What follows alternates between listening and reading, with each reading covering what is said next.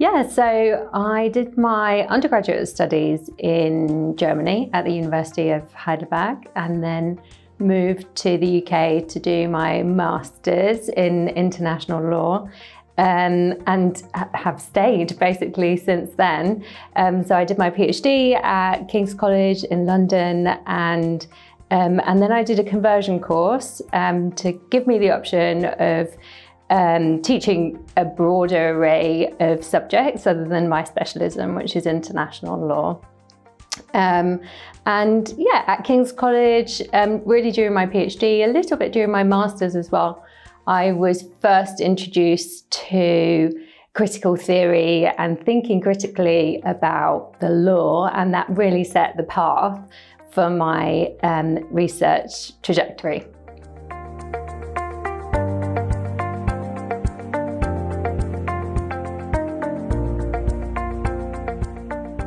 I have worked on lots of different areas of the critique of international law and the critique of law, and that has included the critique of global constitutionalism, or a dominant vision of global constitutionalism that is portrayed through a hegemonic idea of that comes from academics and also institutions. And I have also researched and published in the field of critical pedagogy, which is about a critical approach to teaching law. And that has included different research and putting that into practice of decolonizing the curriculum.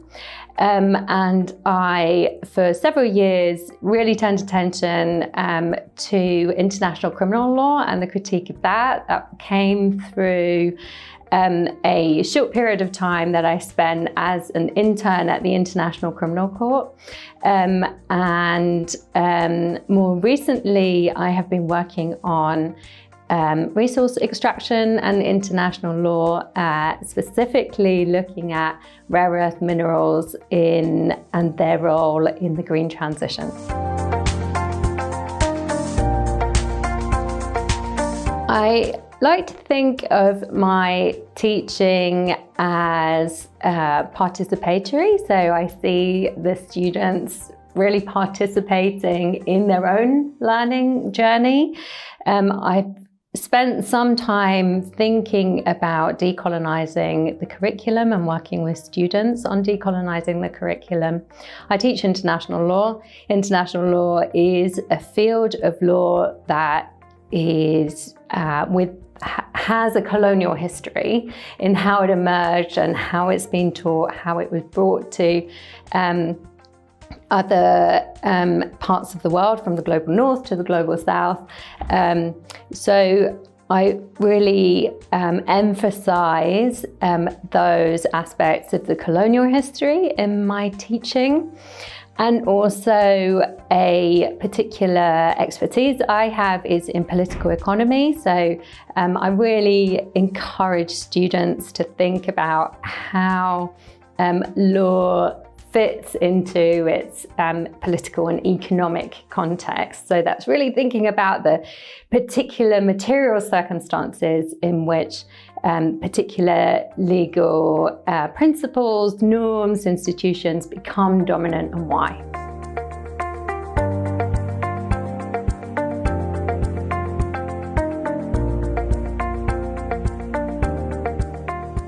I am currently working on a book manuscript that is due quite soon, and it's called Green Frontiers, the Laws of Extraction in the Green Transition. So it's looking at the international laws that enable extractivism. So it's a critical view on international law and how new frontiers are created and enabled and justified through international laws.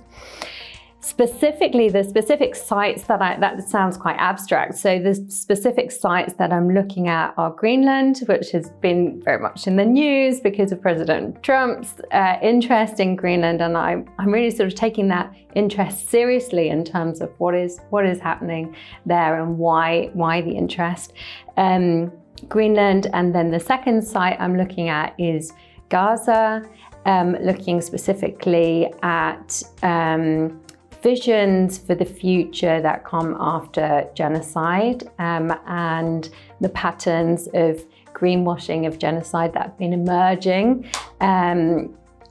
in Palestine. And my third site of inquiry is the DRC, the Democratic Republic of the Congo, which has long been a site of extractivism and is now intensified as a space of extraction and extractivism in the green transition. So I'm looking at continuities of colonialism, of extraction, of inequality and dispossession that continue from fossil capital really to the green transition.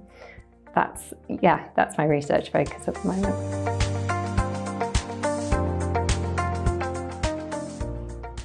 I would like to think that law should intersect with lots of other disciplines, because here at Warwick we teach law in context, which means that the political, economic, social, cultural context are all important, and in order to understand that context we need to draw on other disciplines.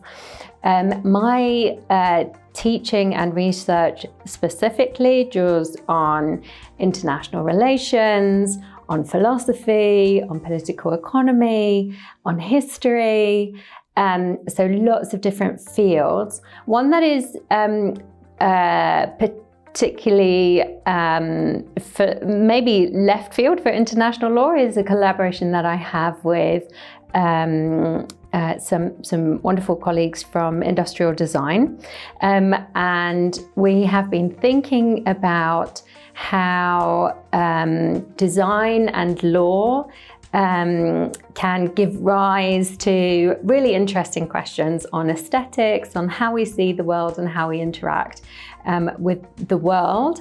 Again, that's quite abstract. So specifically, we've been looking at law and design in the context of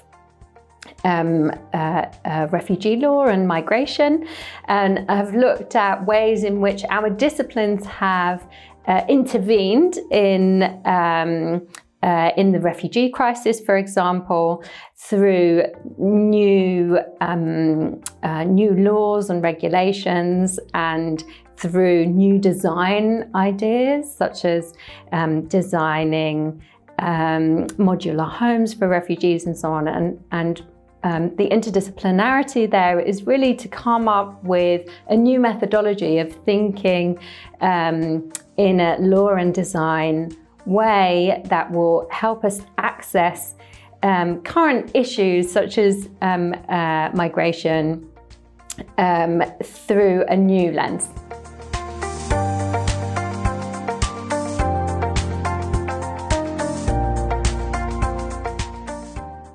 Emerging legal trends are very much informed by the current foreign affairs questions and challenges that we encounter in the world, and that includes the climate catastrophe. It includes living in a time of genocide.